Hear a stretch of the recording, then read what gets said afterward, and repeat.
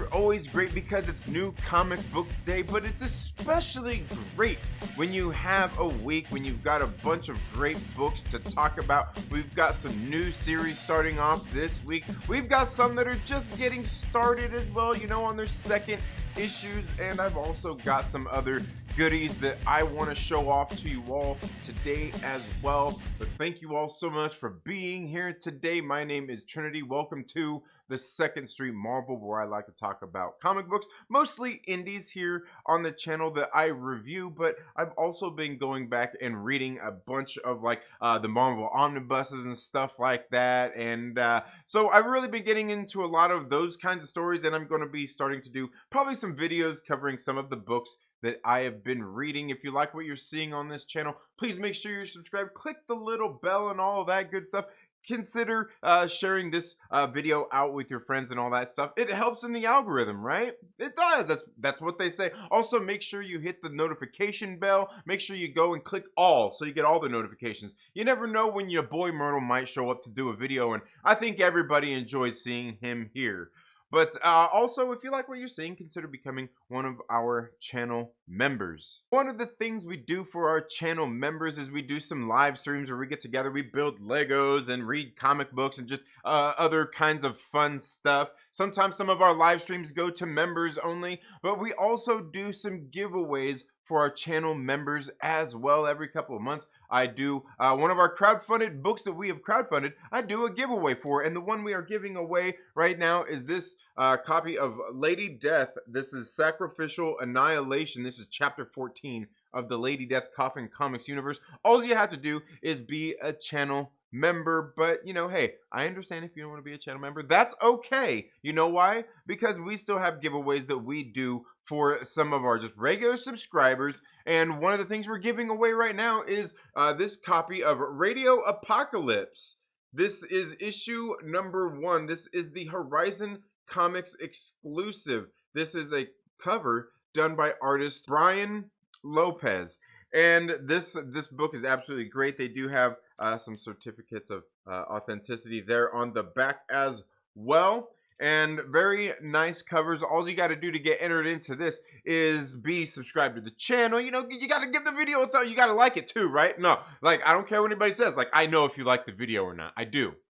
And also, make sure that you leave a comment in this video or any of my comic reviews, since issue number 1 has released since my review of that. And there should be one here on the channel and any reviews I do of this book. But there's plenty of videos you can go back and get entered into that. We will be doing that as soon as we hit 2,000 subscribers. And we're almost to 2,000 subscribers already as of the recording of this video. I think we're about 100 away. Yeah, so make sure you do all of those good things. Thank you so much. I greatly appreciate it. Now, as always, there will be some timestamps down in the description of this video in case I'm flapping my gums a little too long, or you just want to skip ahead and see what I have to say about a particular book. If you want to know, if you want to go pick it up at the shop, or if you want to just disagree with my opinion because maybe I have a bad one. I don't know. But let me know down in the comments below what's on your comic book pull list, and what of these books that I'm talking about do we have the same, and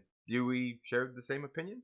Let me know down in the comments below. So let's go ahead and get right into this. One of the things I want to show off first, in case you guys didn't know, is that we got this in right here, this Orgasm Girl and Orgasm Girl meets Climax Boy. These are issue number 1 and 2 from this creator, better known as Dan Fan. She has a channel here on YouTube. You should go check it out. Your boy Myrtle just did a video unboxing these just the other day, and these books look very good. I kind of got into issue number 1 last night before I went to sleep, and it was very good. I can't wait to finish issue number 1 and then get into issue number 2 and see what this is all about. But if you've read this, what did you think about it? Or have you even heard of Dan Fan and Orgasm Girl and Climax Boy?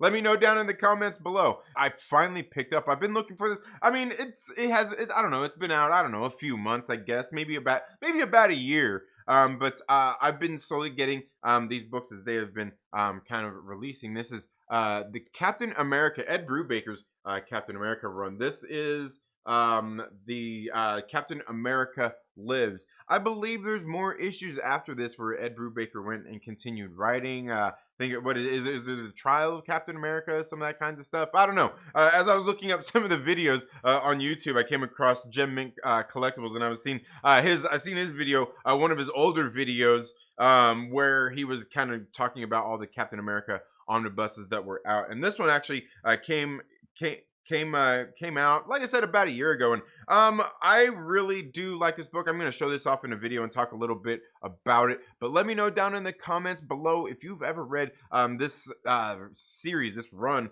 of Captain America. It's Captain America number 43 through 50 of the Ed Brubaker run, and it's issues number 600 through 601, Reborn number 1 through 6, and Reborn Prologue.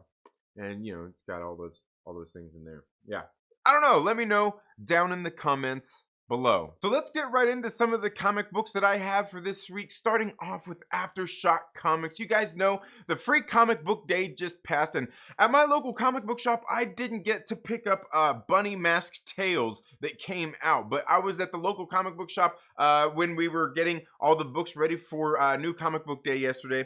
And one of the guys that works there heard me crying like a little girl, and he brought me his copy that he had. He's like, I just wanted to read it and check it out and see if it was worth it. And he brought it and took it to me and gave it to me. I'm very thankful for that. I'm very happy. It's a series I've really enjoyed, but so I just wanted to show that off real quick before I talk about issue number 1 of Bunny Mask, The Hollow Inside. And this right here is the Aftershock Ambassador exclusive. You can only find this at a shop that has an Aftershock Ambassador. And this is very nice by Joseph Michael Linsner. Check that thing out, man. Yeah, Joseph Michael Linsner.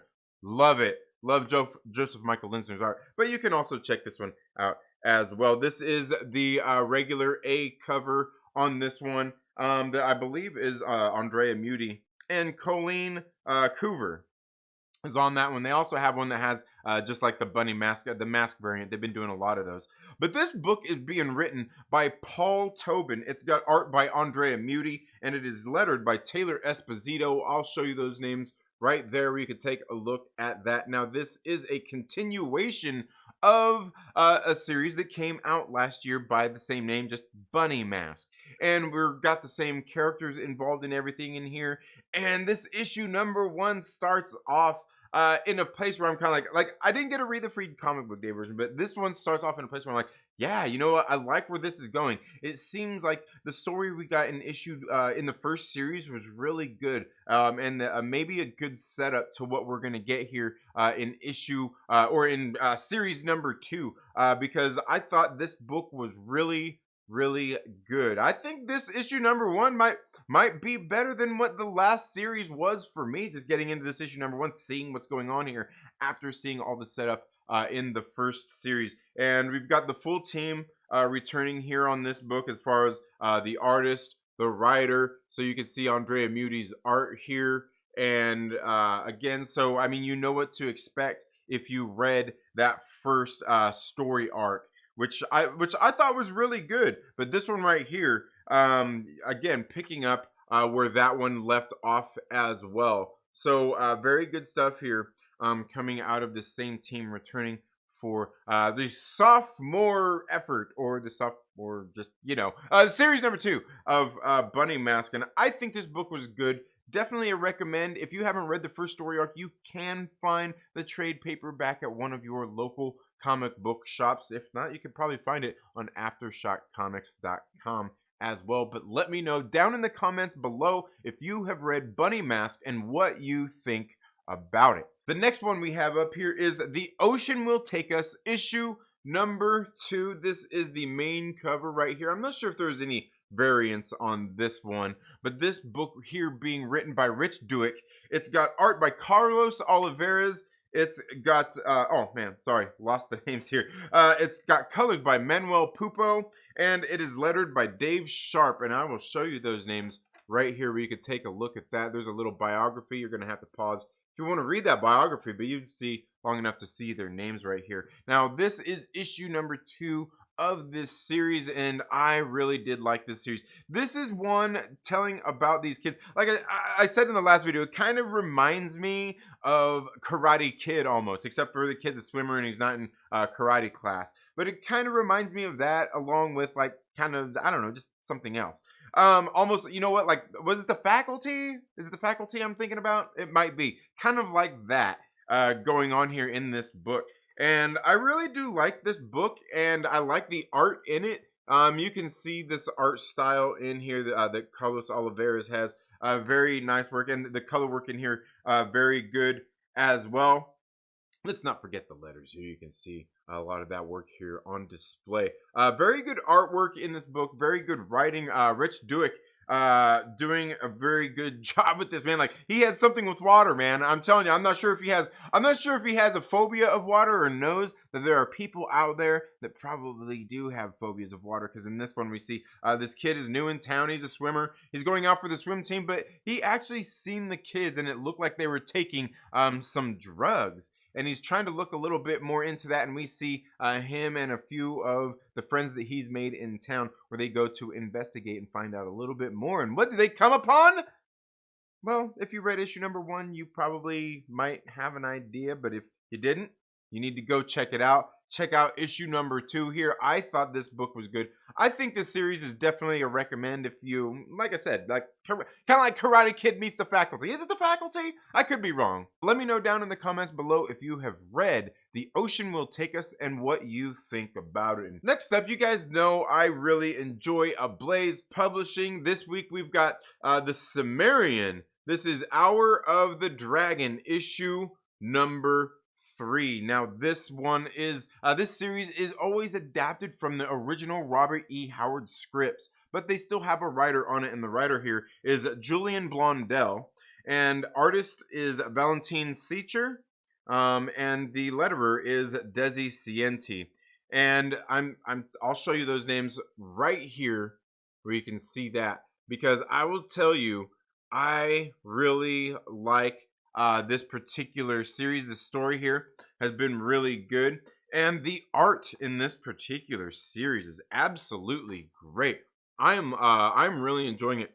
They switch artists and writers every story arc that they've been doing on this series, and I've liked it for that, because they switch it up. You get different writers, different artists, and seeing everything out there. And this one has been really great for the art in this book, but also the story, which I am told is Hour of the Dragon is one of Robert E. Howard's longest stories. So I'm not really sure how long this series is going to go on for. It's at least going to go on for 4, which is probably the longest any of the series has been here on the Cimmerian. And I'm telling you, the art in this book is absolutely great. I really do like this series. I enjoyed issue number 3 here. In case you haven't heard me flap my gums about this, this is definitely a recommend. If you like Conan, you need to be reading the Cimmerian on Ablaze Publishing. If you can't find the single issues at your local comic book shop, they also have some of the trades out as well, and they have them in these nice hardcovers.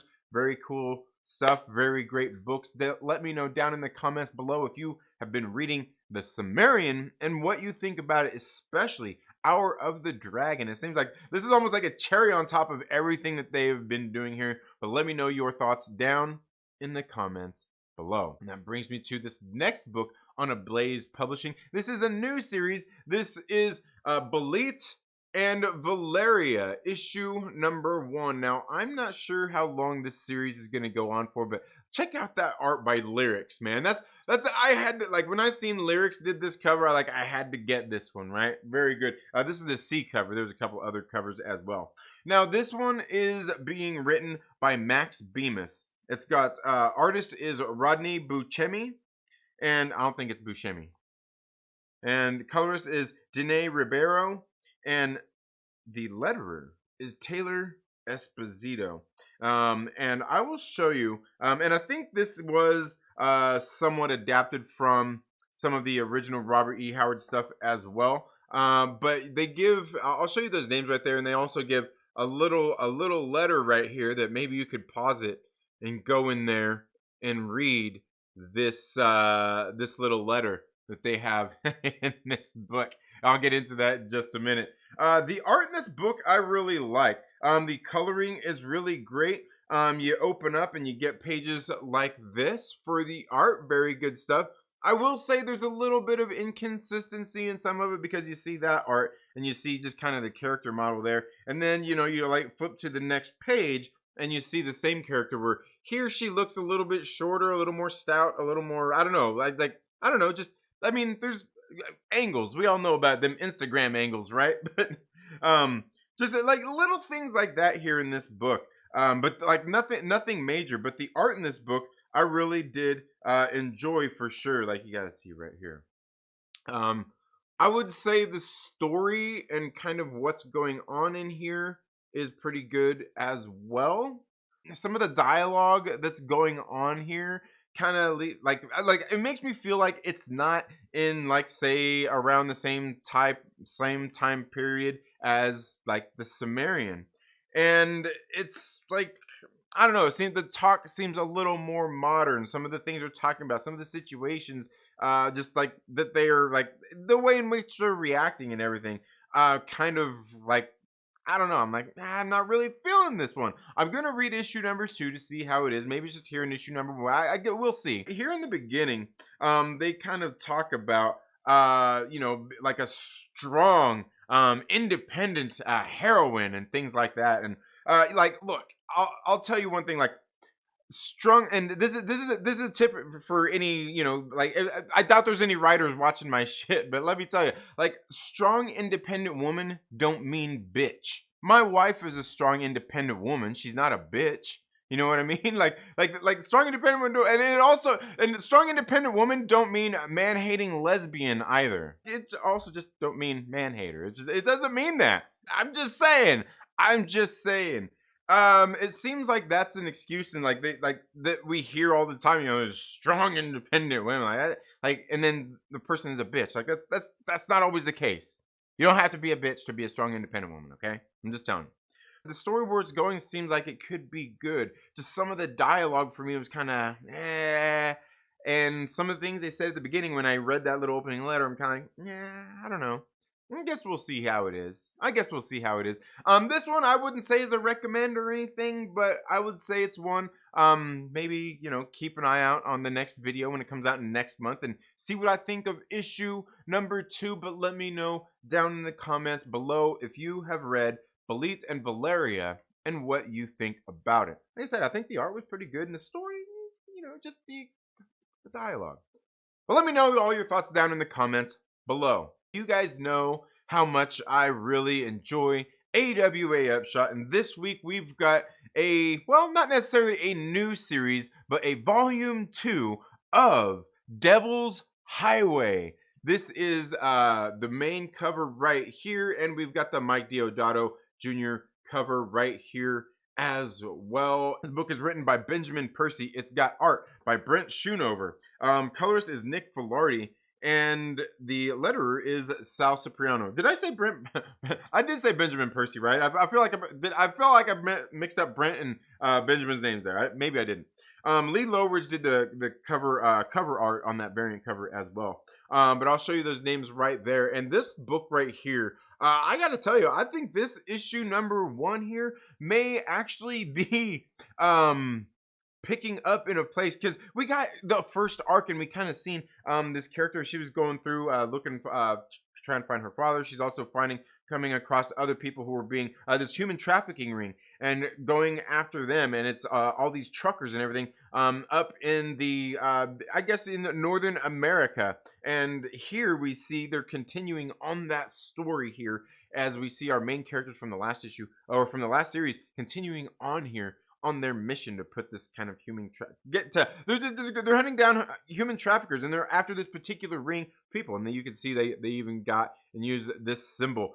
And I got to tell you, I mean, this is all the same art team is here, the same writers and everything is all the same here. And I think this book actually starts off and is better than than what we got in the first series. And the first series was really good. I really did enjoy the first series. But this one seems like, I think it's because it's picking up. We're at a starting place, so we're kind of invested in it anyway.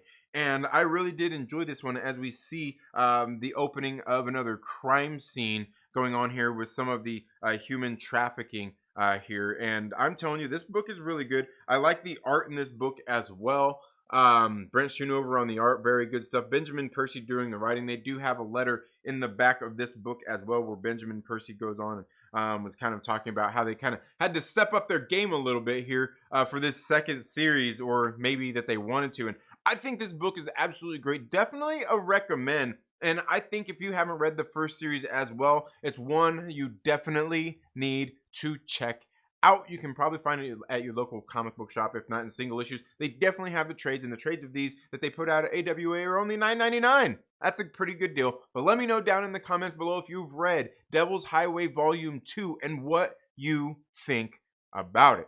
Now, this next book is coming to us from Boom Studios, and this is Grimm, issue number 1. I've got the main cover here by artist Flaviano, and we've got the variant cover right here from Jenny Frison. Yeah, she sells covers on her own, you know, like J. Scott Campbell or Alex Ross, or yeah, you know all those artists out there, or Carla Cohen, or I don't know. There's too many people that sell me on covers.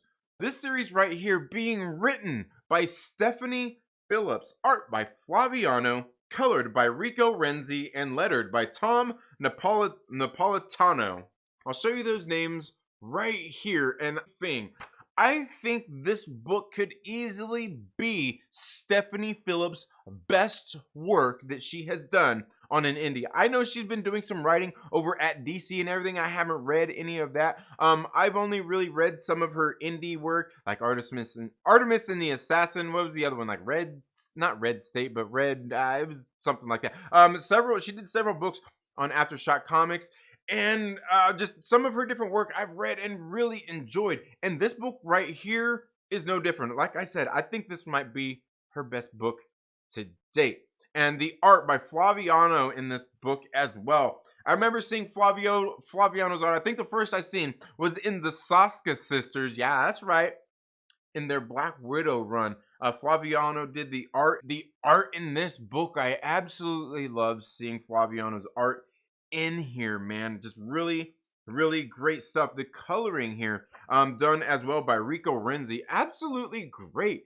We see this man who kind of wakes up after a car accident and realizes he died, and he didn't, well, like kind of the situation involving his death and everything around it, he's kind of like no,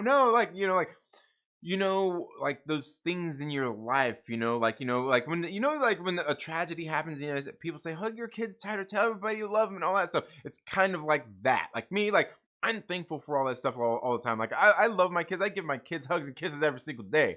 I am thankful for those kinds of things. But I get it. Like I get it. Sometimes we do kind of fall into a rut and we take advantage, and that's kind of where we feel like our main character was here, and he wanted like that second chance after his death. And we see that he goes and tries to take that second chance as well at life, and gets in a situation with this Grim Reaper. It leads to what I think is going to be a very, very interesting story by the time we get to the end of it. I absolutely loved this issue number 1 of Grimm. This is one I definitely recommend. And again, I think this could probably be Stephanie Phillips' best work to date. But let me know all your thoughts down in the comments below if you have read Grimm and what you think about it. You guys know I absolutely love Vault Comics, and here we've got issue number 2 of another series that I am telling you, these guys make a liar out of me every time. We've got West of Sundown. This is issue number 2. This is the main cover right here. This one right here is the cover number 3. This one's cover number 2. Then we got cover number 3 right here. This one is Jim Terry. This one right here is by Tim Seeley and Triona Farrell. First one is it says Campbell and Daniel. I'm guessing is that Aaron Campbell that does the writing, and Tim Daniel. West of Sundown. Man, this is a series like I'm not really into like vampires or zombies and werewolves and all that. I'm also not really into magic either. but I'm not really into that stuff. But Vault Comics always seems to make a liar out of me. This time it is Tim Seeley and Aaron Campbell making me a liar. It's drawn by Jim Terry. It's colored by Triona Farrell and lettered by Crank. I'll show you those names right there. And this book right here, I really did enjoy. Vault Comics just knows how to make comics, man. These guys make some absolutely great stuff where we're following this this vampire as she's making her way back home to her sacred land because she's like been hurt essentially, and she needs to go basically rehabilitate, and she needs to be in like the dirt of her homeland, right? Of, you know, where she's from. And she's making her way, but there's also somebody there trying to stop her. It seems like we've kind of got a maybe kind of a crossing of these different monsters out there coming together, as we have like a Frankenstein involved as well. This series so far through these first 2 issues, I am absolutely loving. Like I said, Vault Comics makes a liar out of me every time. I think this series is great. Definitely a recommend if you want like a vampire kind of western.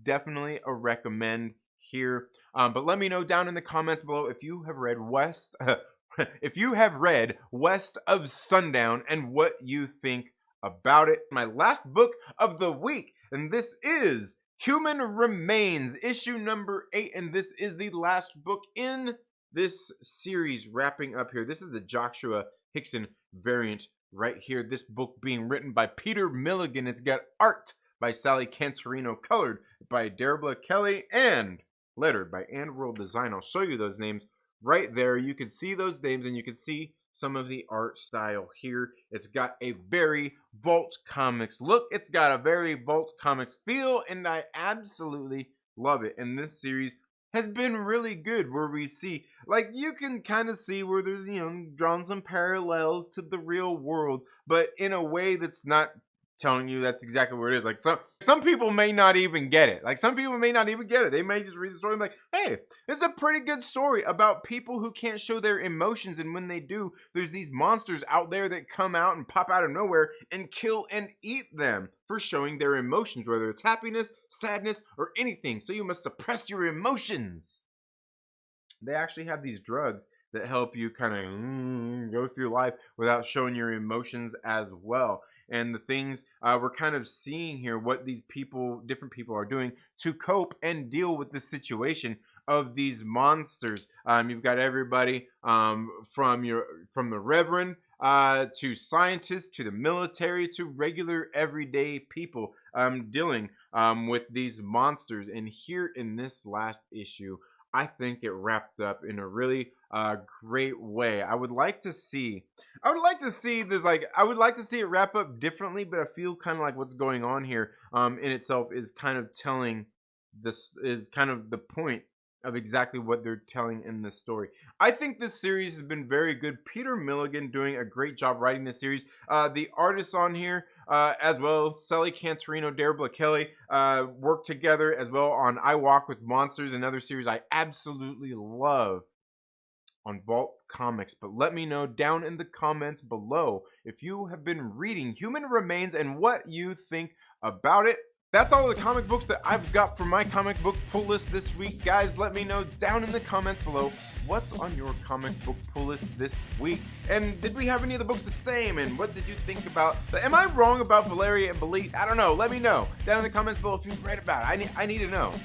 Let me know all your thoughts down in the comments below. Thank you all so much for being here on the 2nd Street Model today. Again, my name is Trinity. If you're not already, please make sure you're subscribed, click the little bell and all that good stuff so you get notifications. Give this video a thumbs up if you like it. Give it a thumbs down if you don't. It's okay. You're not going to hurt my feelings. But while you're at it, make sure that you share it with a friend and invite them to come hang out with us here on the 2nd Street Model. You all have a very good day, and we'll see you in the next video. Later.